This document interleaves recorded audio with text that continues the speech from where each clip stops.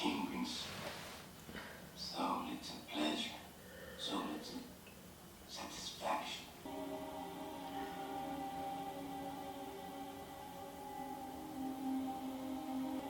Of course you're mad at Ube. He lost Asa also, you know? Thought I could reinvent myself. Be the person that I once was. You can Be the never go person back. sitting on that throne. Means nothing. There is an illusion of power that induces inside you a kind of madness. You want your own story, your own Isn't legend. it true? Yes.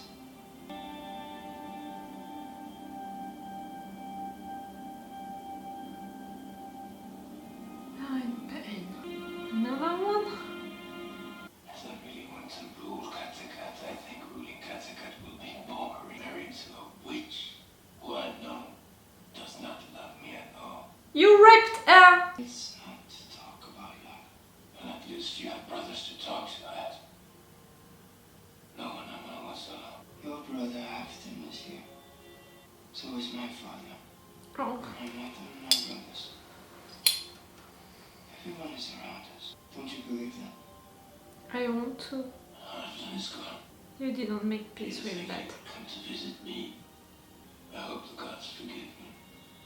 But I don't think it's possible. We are talking about religion, you know, during this episode, about what they believe in, about their faith in their destinies, but also in how the world is working. Ethan, God is blessed with eternal youth. Odin must have sent you to me. Ugh, think so? I've watched you all your life. Shared your joys and your pain. And so I decided to appear to you as you deserve. Our talk also about the gods. Now Understand? we have a goddess. Early to the dawn. What? People think that you are not a threat, but I know differently. I wanted to bring you, and it is you that I believe is the most important to the future of our people. Like other men, you are unpredictable. And lose the gift.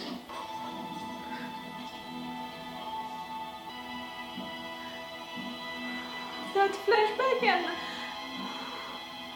he's gonna go, his fate is to go, Eva. Yes, you can have sex with this girl, this goddess, Bitzak, I don't care. If it gives you the confidence to go in your life, okay. Everyone will always underestimate you. You must make them pay for it. And I promise you, my son, that one day the whole world will know and fear my father Paulus. I miss you right now so much.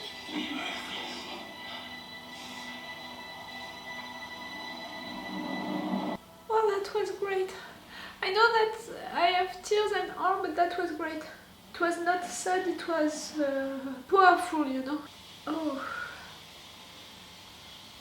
Whew.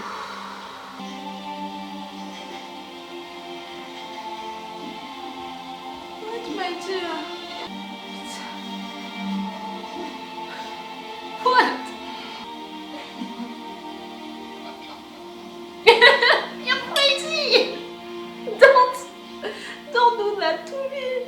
This episode is really about religions, faith, destinies. That's a part, you know, of the DNA of the show. I'm glad that we're returning to that.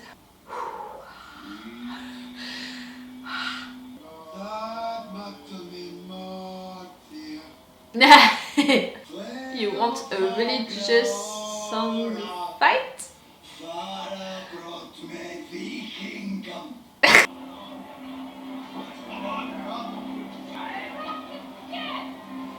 Eva, what are you seeing? Drunk Vikings who are losing and playing with money? You're gonna give them a mission in their lives, you know, something to do, to be true Vikings. Take the sea, you know, and go. Yes, there's still something left for us to do together. Conquer. And this is it. That's true Vikings. I love that. He can't die. Of course he can die! No! It's impossible. You're not a god! Your baby? This is my fault. It's not your decision, Uber! The gods have got to say, the gods have decided that fate! Uma has lost his faith. Oh, you're gonna blame him for that situation, really?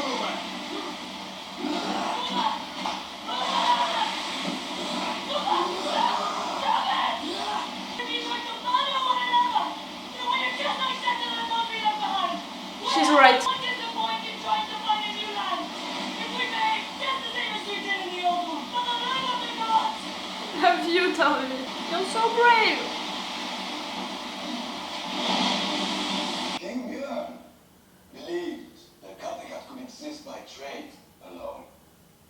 It is not true. Go to the ends of the earth to trade with other peoples, other cultures. But these our Scandinavian countries are small. Instead, we have raided far and wide. That's it. Let's go on a raid. Successful, unless we continue raiding, soon lose everything we have gained so far. But Wessex remains powerful. Remains the last great. Its king, Alfred, receives homage from all the Saxon tribes. I'm watching also The Last Kingdom, and you know what I think about Alfred if you watch my reaction videos about this show. You tell me that all our great heroes are dead. Perhaps you believe it. Here, let's see It seems Ivar to me speak. all of you have settled for comfortable lives here in Kattegat, living off the fat of the land, forgetting who you really are. Forgetting that you are Vikings. That's what you saw, I said it. Longing for Valhalla.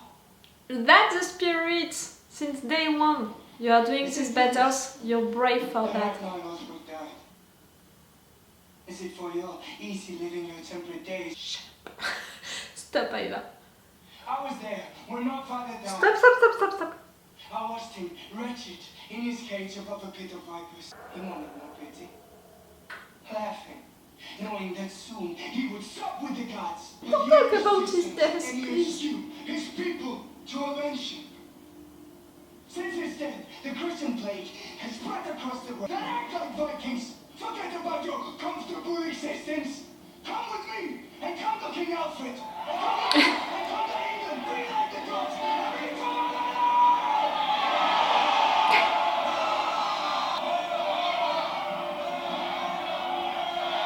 I love you, Ivar, when you're like that.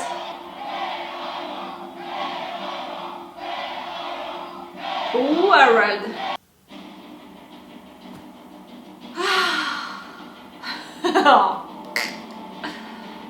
That was good tears. I had tears, but it was good tears, okay? Don't come in the comments and don't tell me you are just crying each time, no matter what, for good and bad stuff. I know, and I made a long intro just to talk about it, to explain to you why I have that kind of emotions and the fact that I'm not faking it and I'm not, you know, shaming myself about it.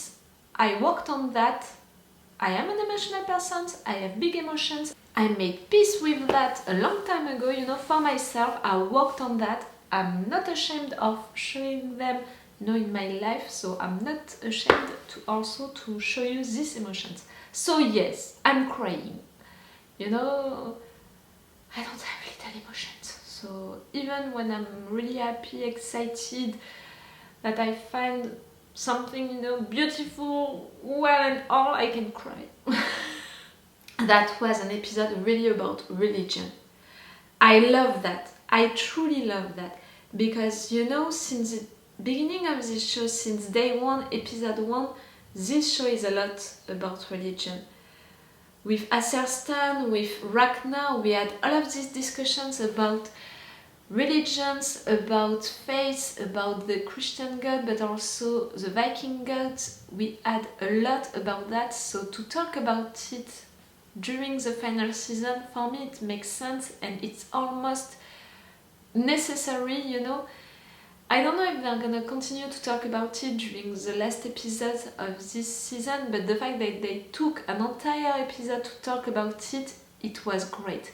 because for me it was really about that, this entire episode. Of course things happened during this episode, but if you are thinking about it, each discussion were, you know, put with a religious aspect, which is so great, so great. Maybe something negative that I can say about this episode is the fact that Ivar and Fitzurk returning like that to Kattegat and being welcomed by Harald so easily. I think that normally if it wouldn't have been the final season of the show, it could have happened, but in 2 or 3 episodes. Right there, I think that the writers were forced to rush the thing, to write next thing that they wanted to write, you know, about going back to Wessex and all. They needed to hurry that, you know. So I can understand why, but I can still think that it was rushed, you know, and maybe an easy cut to have Harald accepting that just like that. He's explaining it well, you know, Harald, by talking about the gods and the fact that gods are acting like humans, are feeling humans' emotions, that he killed also his own brother, the fact that he regrets that.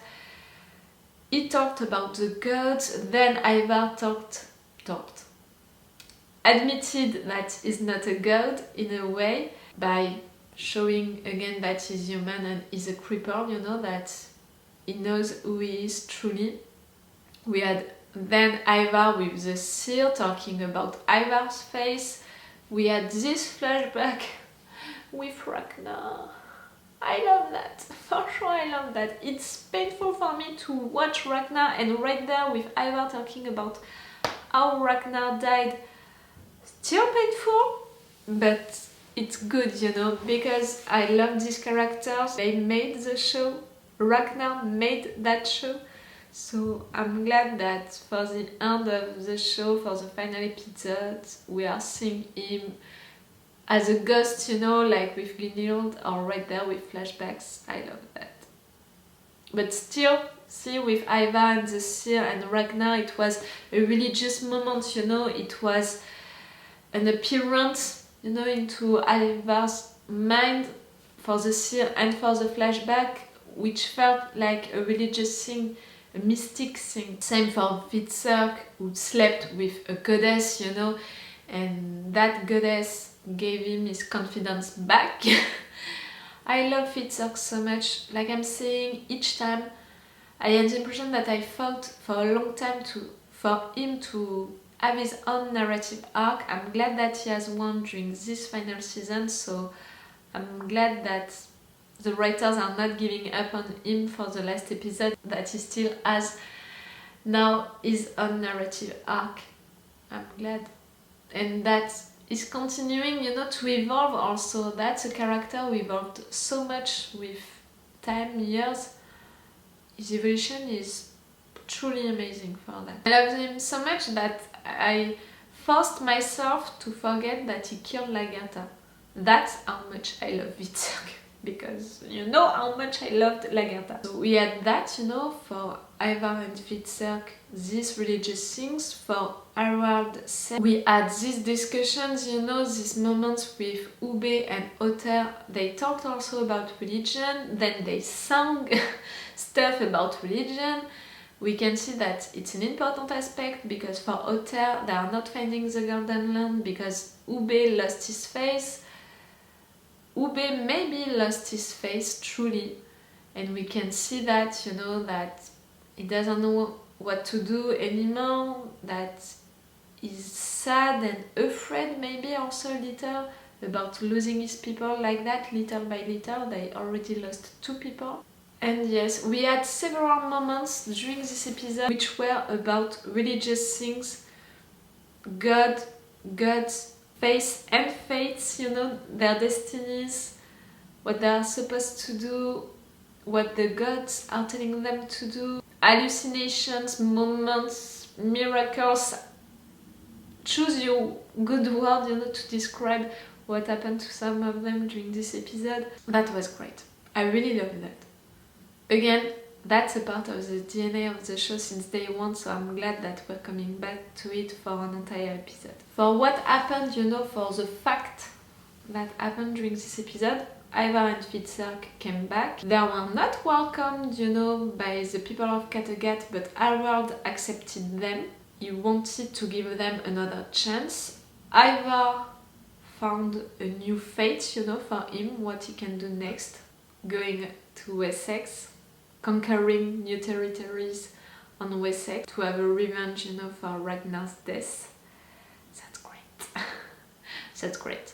That was disturbing for me, you know, when they mentioned Alfred, because I'm watching The Last Kingdom. I made reactions for my entire binge watching of The Last Kingdom. If you can be interested by that, I'm gonna put the link, you know, into the eye. So you know also the connection that I felt with Alfred on The Last Kingdom, and the fact that I loved his character on The Last Kingdom, maybe as much as I loved Ragnar's character into Vikings, which is proving you that I loved him a lot. So that disturbed me a little. Ivar said that to Harald, he agreed, and it gave the macro, you know, to Ivar to explain what they were gonna do, and people on Kattegat switched maybe a little and were supporting Ivar, and we saw that Harald was like, maybe that's not good, you know, for me, for my position, maybe it's not good. What Harald said also about his destiny, about what he wants now, the fact that it's disappointed maybe in a way about his position now and his life now, that was interesting. Fitzurk, he has confidence again on his life, you know, his purpose in life, something like that. Ube is totally lost and is losing people. The kid, did he die or not? You know, the baby. He was dying, but is he dead already or not? I'm really afraid for all of them, like they have really no descendants. If it's not for Ivar with Katja's kid, all of their kids died. Like Björn, his son and his daughter are dead. Ube, now your kid is almost dead. Fitzurk, he doesn't have any. Ivar is the only one who has a kid now. I'm afraid of that, not because of the fact that I love to see them, father and all. No, it's really because of the fact that I'm thinking about their descendants, you know, the fact that it was important for Ragnar to have them alive, to have a descendant with them, and that was such a good one. I want them also to have a descendant. Ingrid surprised me during this episode, not because of the fact that she said something interesting, but because of the fact that she took the liberty, you know, to say this stuff, like she was not afraid of what Harald could say, like she is the queen and she's saying what she wants, maybe also because of the fact that she's a witch and she's feeling confident enough, you know, to say this stuff. I was surprised by that, you know, that she was allowing herself to say this stuff that she's thinking, and it was good stuff, so I'm glad for her. Maybe she can be a good queen. I had some doubts, you know, before that, but also because of the fact that I thought that Gunnhild could be the queen of Kattegat, so maybe she can't be the queen, but she can be a good queen. Do we have to be worried about Eric? I'm wondering. Because we saw the look, you know, that he gave to Harald when people of Kattegat, you know, were like El Ivar. And we know now that he is Harald's bodyguard. He killed Skane for Harald. And he was on Björn's side. He was Björn's friend until the end. And you know, Björn was fighting against Ivar and Fitzurk. So I'm wondering.